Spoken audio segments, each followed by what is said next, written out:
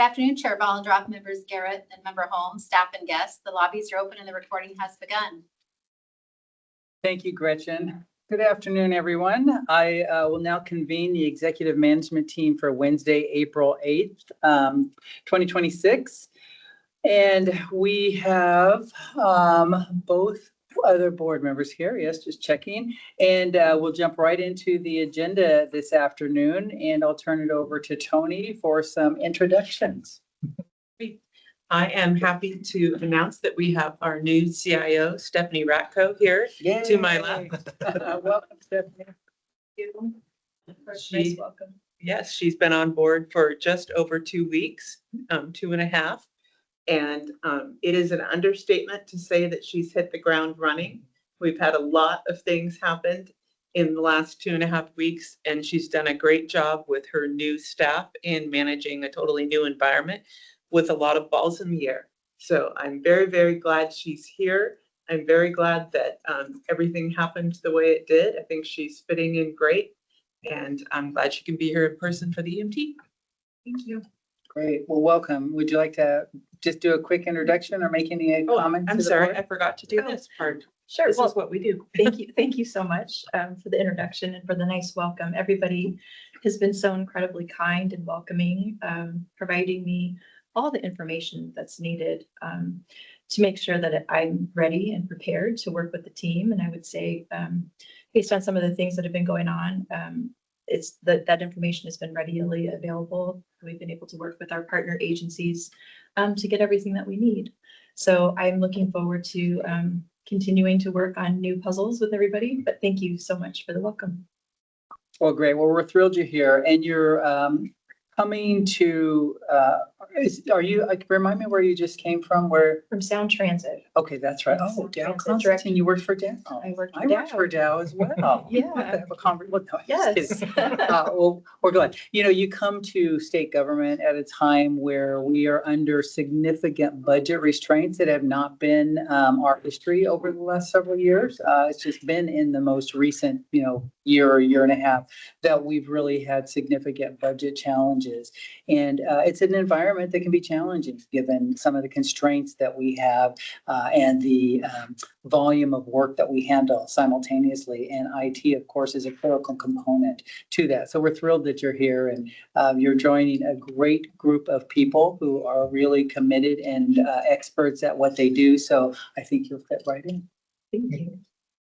All right. Thank you. Tony, anything else, or is that your only introduction today? That's all I have. Thank you. All right, great. All right, Mark, we're going to turn over to you and we're going to get a 2026 legislative session update. Update maybe, or? So good afternoon, Chair Ballendroff and members Garrett and Holmes. I did want to review the 2026 legislative session today. But as we're coming up not only to the end of the 2026 session and the looming end of another fiscal year, but the end of a biennium, I did think it would make sense to kind of review both at the same time. Yes, in part that's because we didn't have agency request bills, so I just don't have a whole lot of material to give you for if we just limit it to 2026. So in this discussion, and I would like it to be a discussion, not just a lecture, I wanted to go over kind of three things. First, the context for the 25-27 biennium, including that budget context that you just mentioned, Mr. Chair, the legislation that passed and then some of the things that didn't pass, and then what advocates, legislators, and others want to see from the LCB and its regulatory duties going forward, from my perspective. So to start off, we had a very different committee jurisdiction or structure in the House this biennium from the past.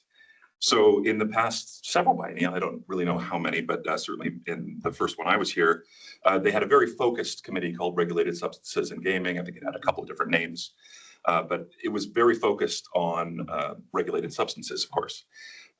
This biennium, it moved to the Consumer Protection and Business Committee, so a much broader, all business-wide jurisdiction.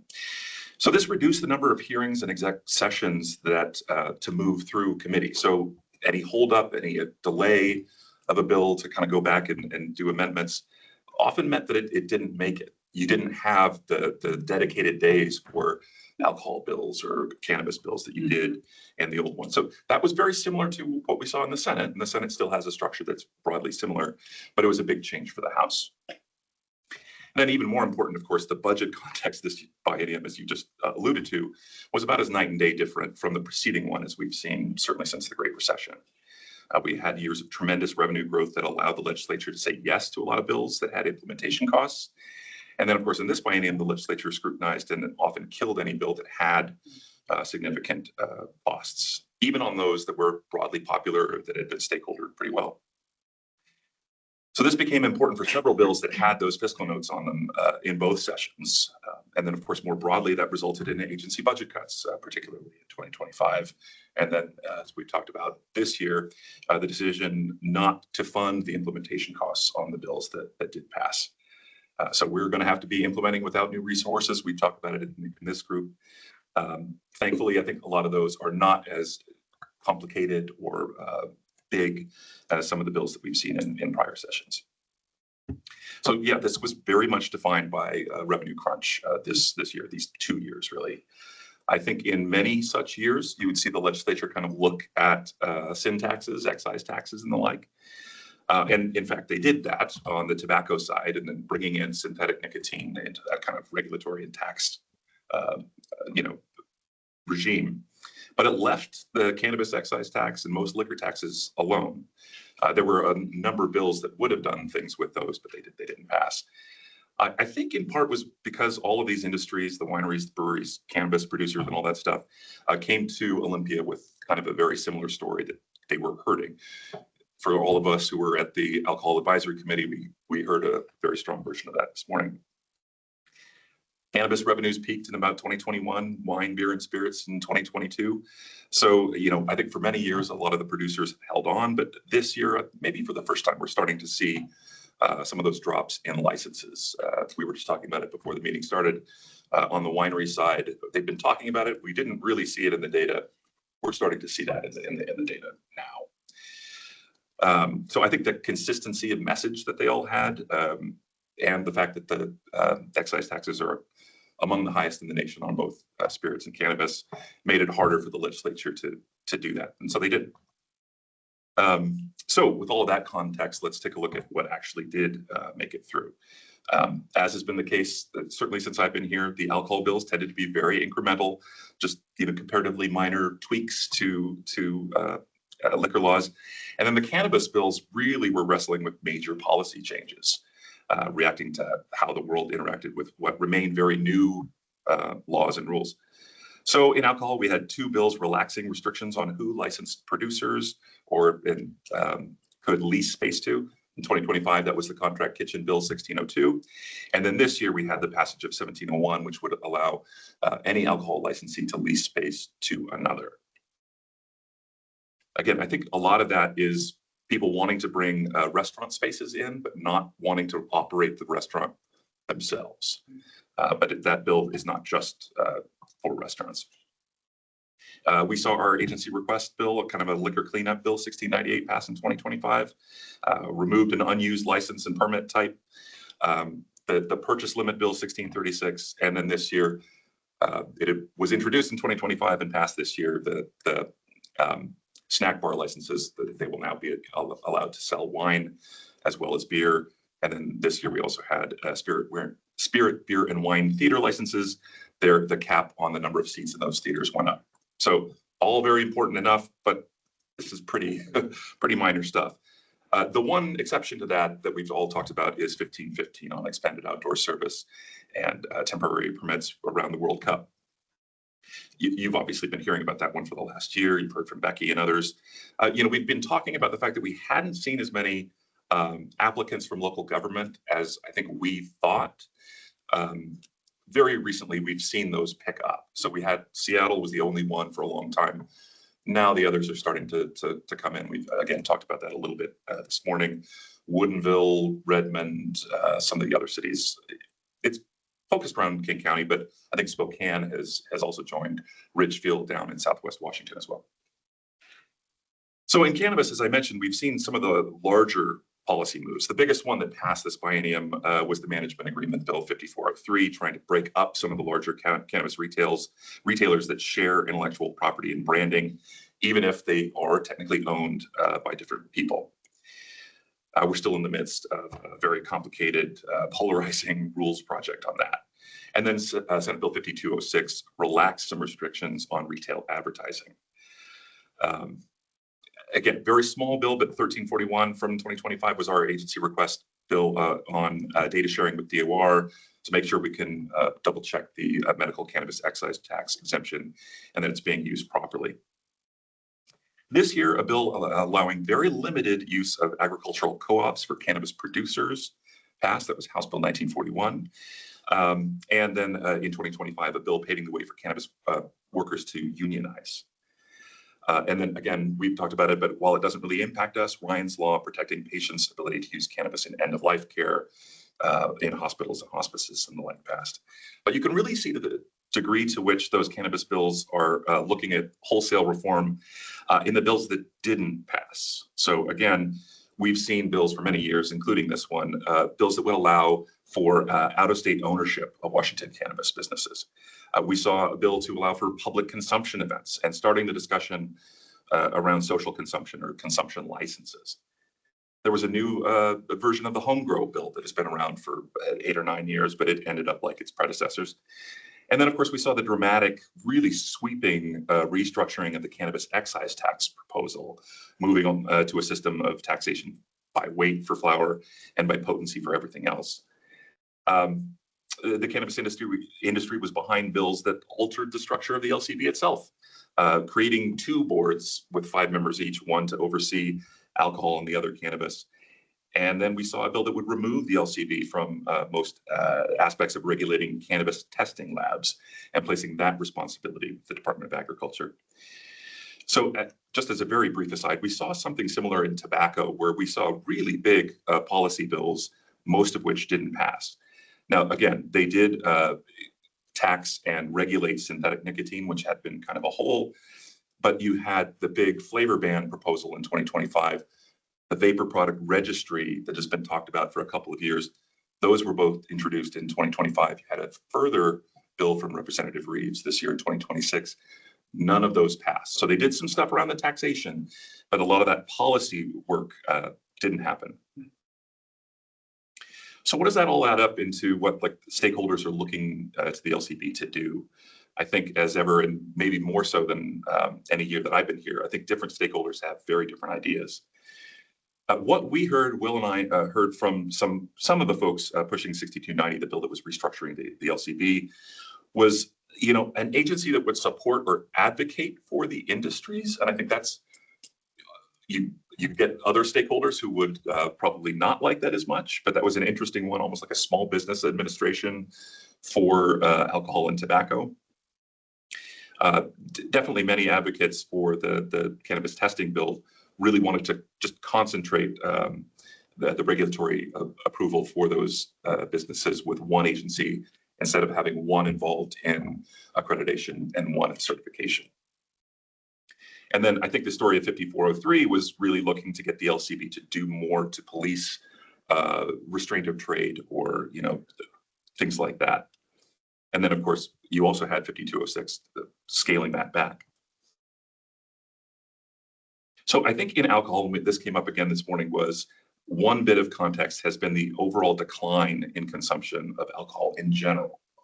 I think the extent of that decline is very much debated, but it's an important issue for all licensees. It came up this morning. Is that Ozempic? Is that just different GLP-1 things? Is that just different? Is it competition from other things, be they cannabis or whatnot?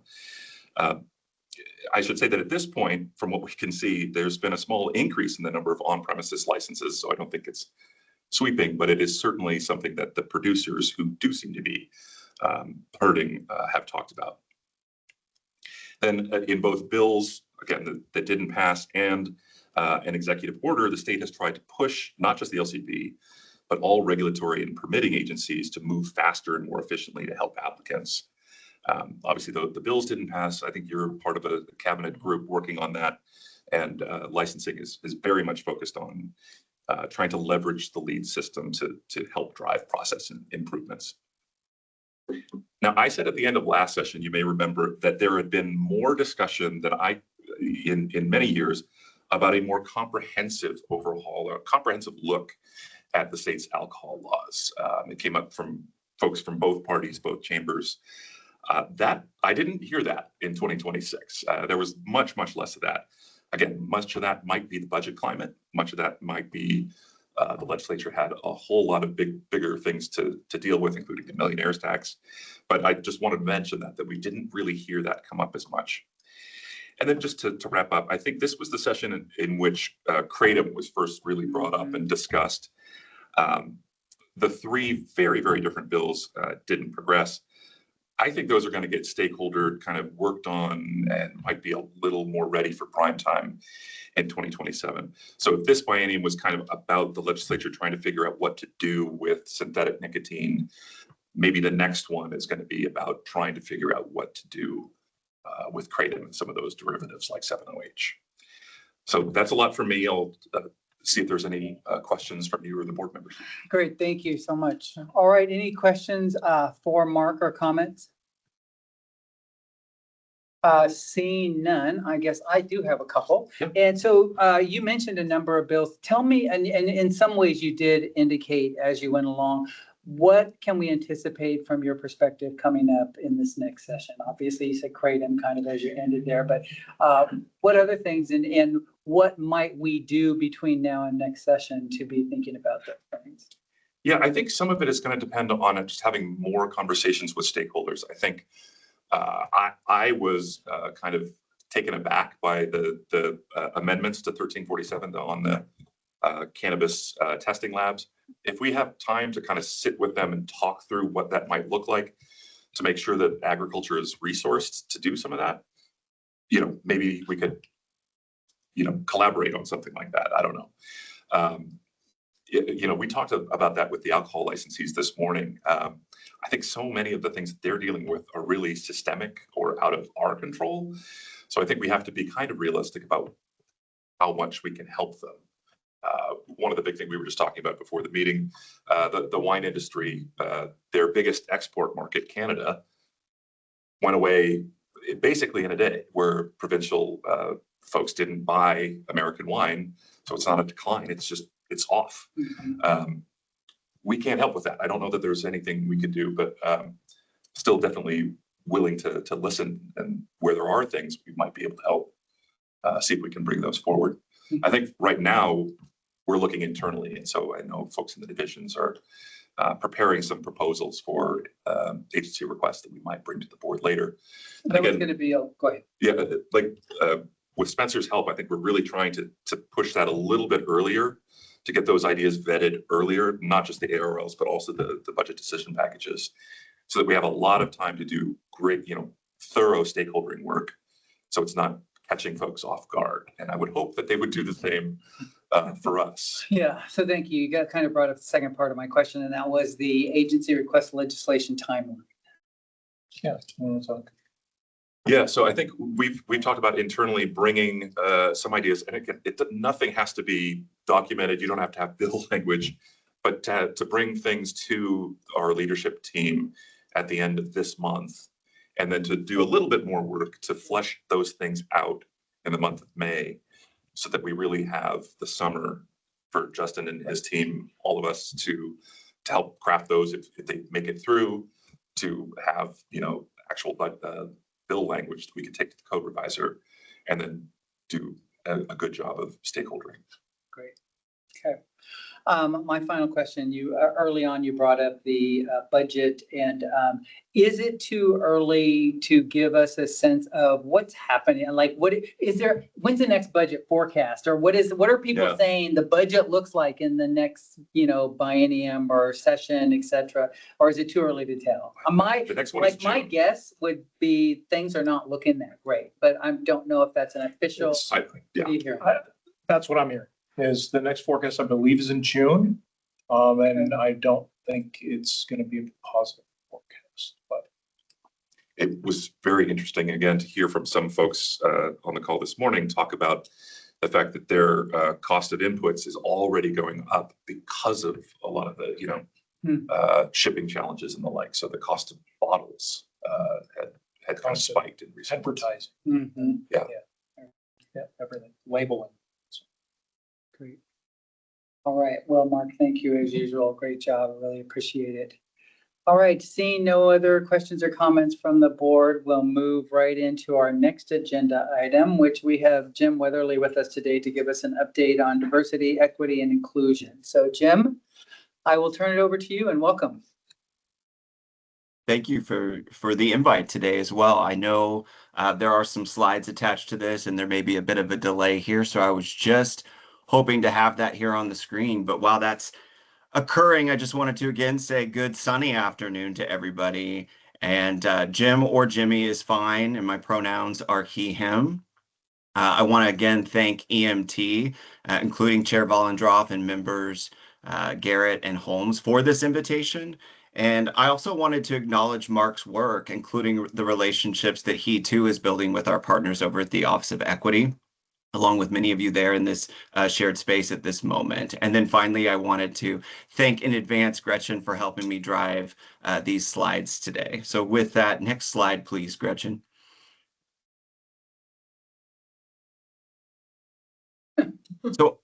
So I've now been in a formal DEI practitioner role for almost 5 years this fall. And like any of us learning a new job, let alone wanting to do a good job, I'm always striving to pick up new skills and from the people who've been doing this work longer. Along with striving to better understand our world histories, I feel strongly that this work requires examining one's own history. So sort of a start with what you know, or in my case, grow. Hence the pic of little Jimmy you see there on the screen. Growing up in Southwest Missouri, both sides of my family actually have farming histories that go way back.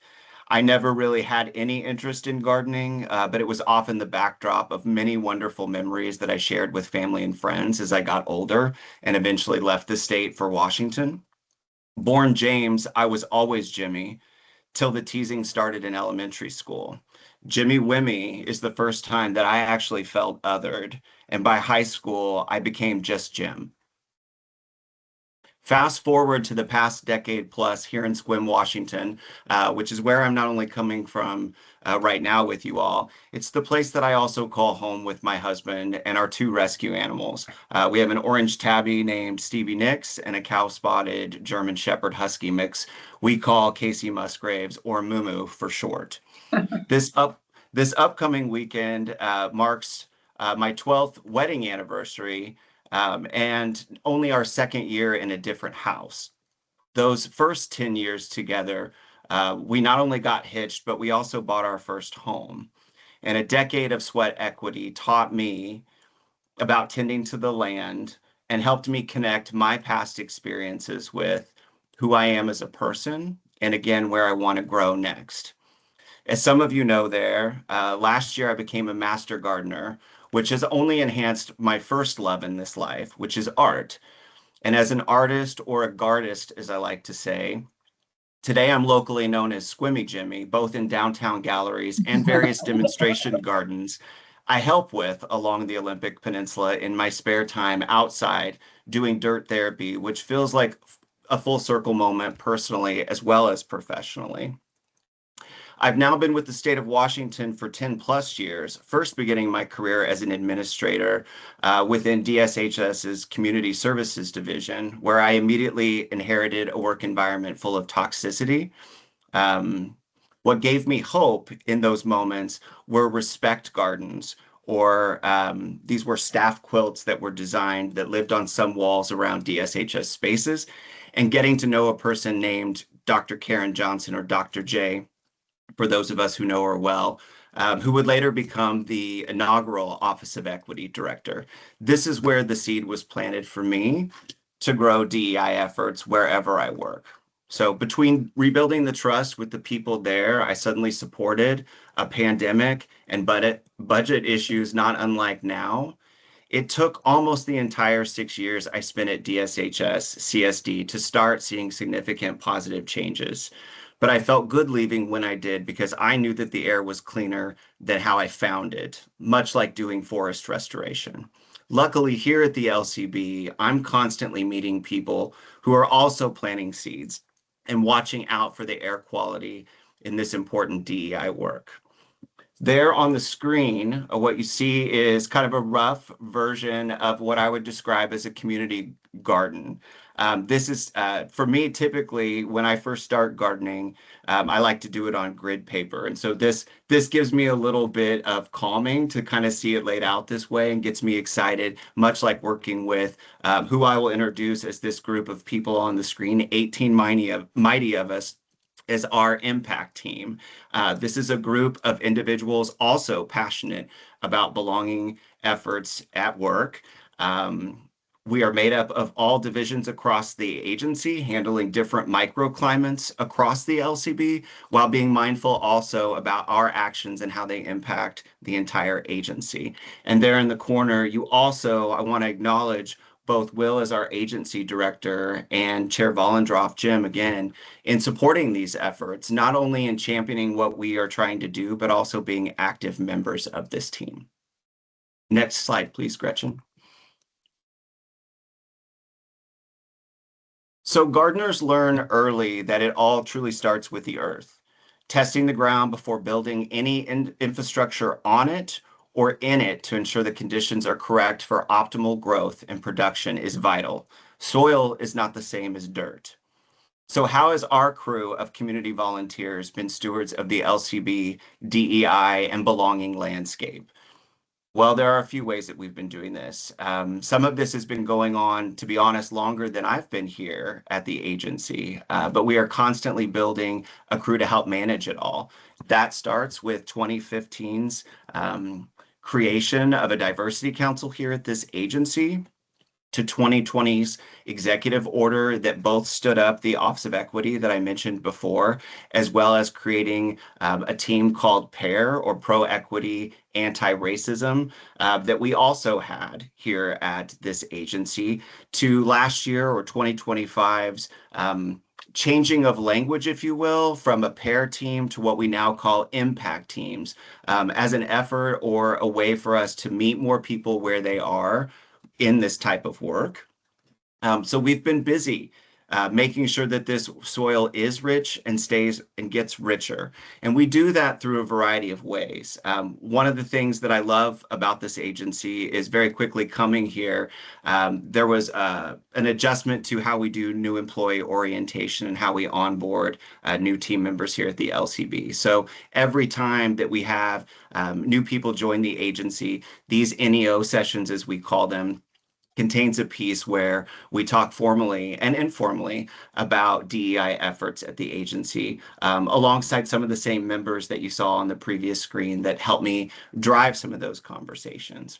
We have also had a few what we're calling DEIB panels, or diversity, equity, and inclusion belonging panels, across the agency on each one of those letters as a theme. We have introduced learning opportunities through what we've called a word of the week, where we have looked at the statewide DEI glossary that exists over within OFM and picked out a particular word each Wednesday in years past to share out across the agency via email, including on TV monitors around different office settings, etc. We have also, through the help of communications and our ITS divisions, stood up a new SharePoint site internally as a website for our staff to tap into, where we have additional resources around DEI efforts and places to look for self-care on the clock or wellness-related activities. And then lastly here, just always kind of acknowledging our agency histories, including the good, the bad, and the ugly lessons learned alongside community to help better uphold our mission here of promoting public health, public safety, and trust. Next slide, please, Gretchen. I'm an avid Farmer's Almanac follower, so spring solstice recently occurring certainly was not lost on me, especially as somebody who grew up allergic to pretty much everything, and that's no joke. My parents could vouch for that. I mean, there were, I think, decades plus before I could truly be around trees, even a Christmas tree in the house, just due to those kinds of allergies. It's a busy time of year as well in spring. It's the start of our growing season, so we're talking about planning for yields down the road, no differently than our impact team. who just held its first quarterly meeting of 2026 late last month. And so in this new time, I'm kind of mindful of a different set of ABCs based on conversations and interactions I'm privileged to get to have with many of our colleagues here and community-wide. And those would be centered around what you see here on the screen. Adapting, meaning a specific active adjustment in response to new conditions or a new purpose. Balancing, meaning what we knew and what we are now knowing, as well as changing or the art of becoming different. So I'll be honest, I wasn't really sure based on the news cycle yesterday, how to prep for a presentation like today. But this isn't the first time that I've needed to factor in what I can and can't control in my working day, especially doing DEI, so that I can better define the scope for our agency's activities going forward with this impact team. I would argue that many, if not all of us working today are also waking up or going to bed trying to figure out how to put the foot in front of the other, so to speak, the next day, not knowing what to expect. And so this balancing piece of it, again, has been such a welcomed gift for me, and I feel like for many others in this agency this year. We're grieving what might never return and grateful for opportunities still to gain more wisdom and allowing space to process. And so I appreciate many in this room virtually and there in person at headquarters saying out loud how often and how important it is to find balance. I believe it's a big reason why people find our work culture healthier than places they've worked prior. So, that analogy that many of us heard when we were interviewing and hoping to be picked to come work here about never needing or having to miss your kids' soccer games for work, I find that still holds true and that we are always thinking about different ways to balance the work and make sure that we're taking care of our life outside of here too. And then, finally here in this changing piece, as a medium-sized agency, even with some of the leaders I'm sharing this space with today being different than a season or two ago, I do appreciate that organizational change is always acknowledged, demonstrated, and supported across our divisions, and certainly by Jessica Dang doing a dang good job, if I may add, as our strategy and performance manager here with us as well.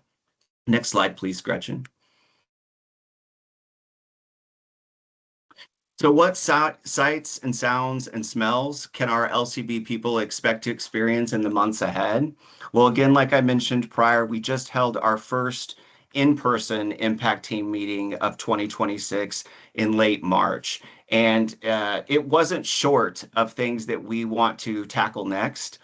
So while we talk about making space for conversation and people being heard, it's very much been noted that we are ready to do more things, see more activities, have more action around our DEIB activities here at the LCB. So while we are adjusting to our impact team, going beyond what we were as a pair team, going beyond what we were as a diversity council, that restructuring is still occurring.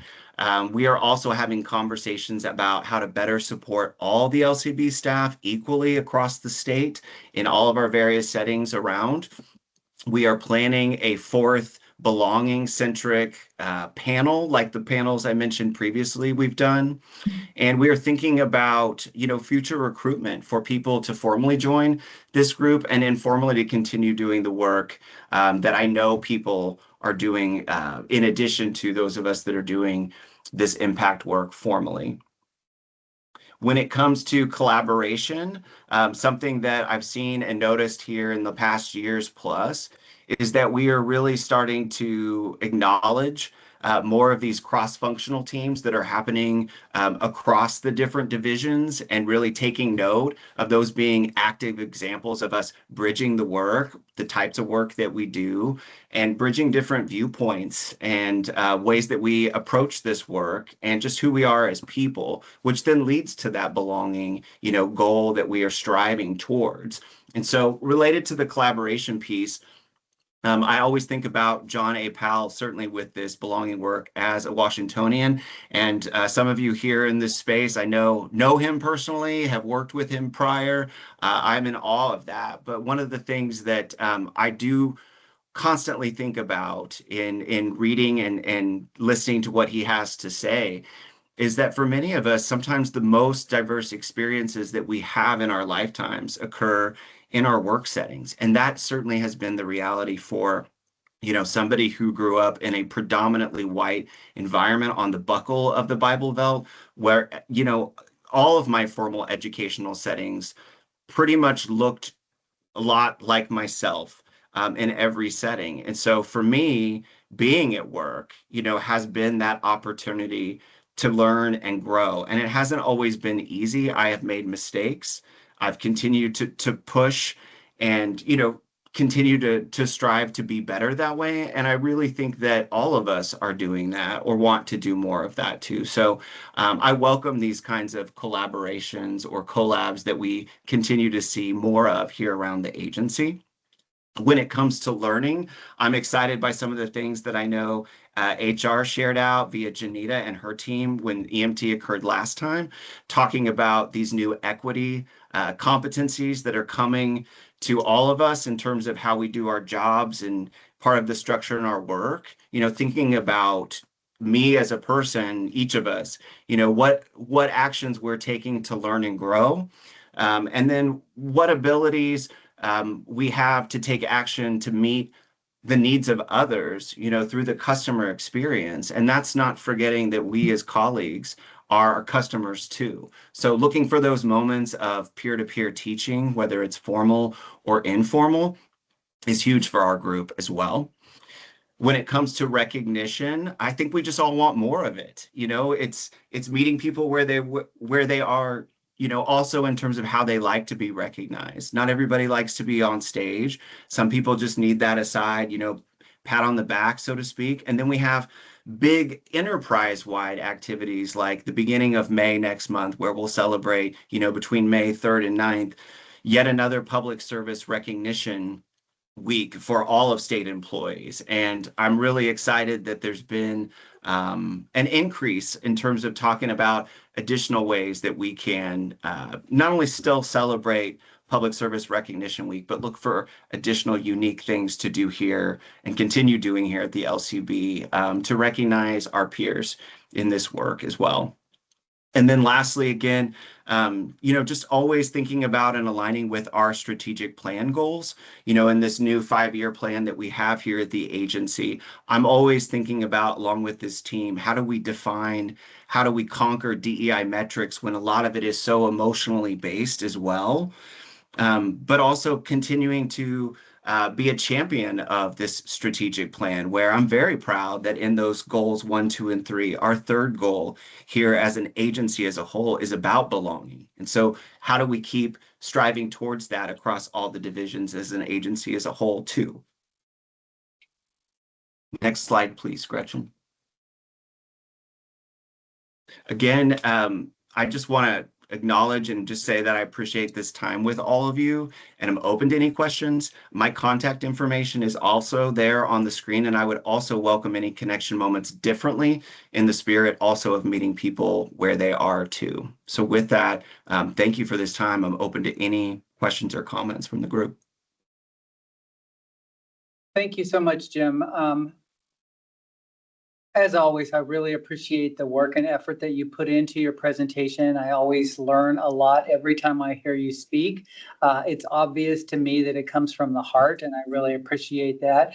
I want to open it up to any comments from board members, starting with board members. So any questions or comments for Jim from either board member Garrett or board member Holmes?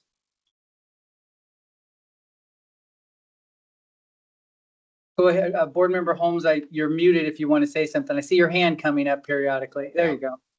Yeah, I just want to say thanks to Jim for this, or Jimmy, and I did enjoy our advanced time together to chat about what you would hope to accomplish here. So thanks, great job. Likewise, I appreciate the feedback. Sorry, Ollie. I just echo that. Yeah. Thank you too, Ollie. it's been great getting to know you better, and that Dr. J crossover has been especially warm and comforting coming to this agency too. So thank you for that as well. Well, Jim knows that I too am a master gardener. So anytime anybody takes time to cultivate gardening terms into their presentation, I appreciate that a lot. So, You're very welcome. all right. Thanks so much, Jim. Appreciate the work. Thank you all. All right. That takes us to our last agenda item, which is any roundtable and final board inquiry. So I'll start with folks here in the room. Any updates from anybody around the table this afternoon? Nope, you got to meet our newest member. So All right. Well, that's we great. look forward to continued work. All right. Anybody on line with us today have any updates? Nothing from board members. Okay. Well, I think. Wait a minute, Becky. I saw your mic go off. Just Becky. gonna say no. All right. Thank you so much.